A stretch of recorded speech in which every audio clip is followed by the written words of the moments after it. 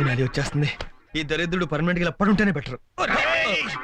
నీచుడా, సింహం నిద్రపోతుంటే చిట్టులకి డ్రమ్స్ వాయించినట్టు నన్నే comment చేస్తావరా? Sorry brother, ఇదిగో అదువేనో సరిస్తే నేను కూడా దూకుంటాను. Just wait. ద్రోహి, తట్టి బ్రదర్. అబ్బాస్ క్రాఫ్ట్ లాంటి నా క్రాఫ్ట్ నే చెడగొడతారా నువ్వు? Good morning.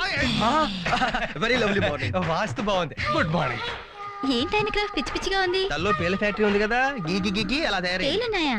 షుగర్ పేషెంట్ కదా, పేలు షుగర్ తాగి తాగి వేలకి వేల తయారైపోయినాయి. ఆయనకు షుగర్ కూడా ఉందా? మొన్న పచ్చకామలు వచ్చినప్పుడు షుగర్ అటాక్ అయింది. పచ్చకామర్లా? చీప్ లిక్కర్ తాగితే పచ్చకామలు రావా మరి? అయ్యో, ఆయన చీప్ లిక్కర్ కూడా తాగుతుంటారా? చీప్ లిక్కర్ తాగుతారా?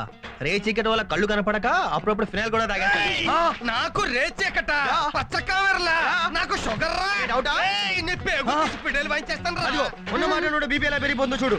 నీ చర్మ వ్యాధులన్నీ దాచిపెట్టి నాకు లేని రోగాలు అంట కడతావురా? నాకు శర్మేద మరి కుక్క పిక్కలు గోక్కున్నట్టు గోకుడేంట్రా? పడుతుంది కాబట్టి గోక్కుంటున్నాను. గోకుడు కాదురా, పుళ్ళున్నాయని చెప్పు.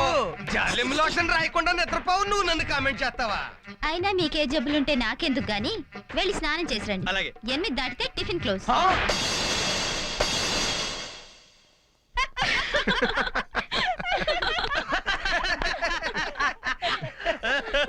ఏంటి బావా ఫేస్ బూడిద గుమ్మడికాయలాగా? పౌడర్ రాసుకున్నారా, బూడిద పూసుకున్నారా?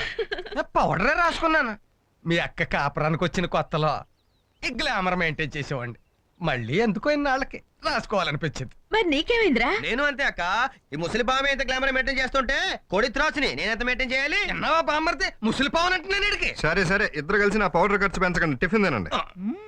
సోనాలి, ఇడ్లీలు వెన్నముద్దలాగా నోట్లో వేసుకుంటే కరిగిపోతున్నాయనుకో. థ్యాంక్స్ అండి. థ్యాంక్స్ ఎందుకు గాని, వచ్చినప్పటి నుంచి చూస్తున్నాను నువ్వెవరో ఏముంటో చెప్పనే లేదు. ఈ ఊళ్ళో నీకెవరు బంధువులు లేరా? ఈ ఊళ్ళోనే కాదు, చెప్పుకోటానికి నా అన్నవాళ్ళు ఎవరూ లేరు. ఎందుకు లేరు? ఇంట్లో నీకు అందరూ అయిన వాళ్లే కదా. రమ్య నీకు అక్కలాంటిది. రమ్యకి చెల్లెలంటే ఆ పిల్ల, నువ్వే ఆ పిల్లని చెల్లి అనుకోవచ్చు కదా బామ్మర్ది. ఇంటి యజమానురాలకి చెల్లి అంటే ఆ పిల్ల కూడా సంతోషపడుతుంది కదా. నిజమే, మరి మేము సంతోషపడద్దు? ఇందులో సంతోషపడటానికి ఏముంది? ఆ. సోనాలి, ఇక నుంచి వీళ్ళిద్దరిని అన్నయ్య అని పిలు. అవసరం లేదు. నన్ను ఎంగలేడీస్ అన్నయ్య అని పిలిస్తే ఎలర్జెటిక్ గా ఉంటదా? మీ కూతురు లాంటి పిల్ల ఎలా పిలిస్తే ఏంటి? ఈడొకడు. అమ్మాయి ఎవరిని ఎలా పిలిచినా మీరందరూ తన్ని తోబుట్టులా రిసీవ్ చేసుకోవాలి. మధ్యలో నీ కమిట్మెంట్ ఏంటి బావా? మా చేత అగ్రిమెంట్ చేయించడానికి నువ్వెందుకు టెన్షన్ పడతావు? ఏ సేఫ్టీ కోసమా? రమ్య నువ్వు కూర్చో, సోనాలి నువ్వు వెళ్ళి పిల్లని చూసుకో. ఆ ముగ్గురులో ఎవరు ఏడుస్తున్నారో ఏమిటో మరి. వాస్తు ప్రకారం చెప్పాలంటే ఆగ్నేయ వైపు ఉన్న పిల్లాడు ఆకలితో ఏడుస్తున్నాడు. ఆ ఎర్రచెడ్డివాడా?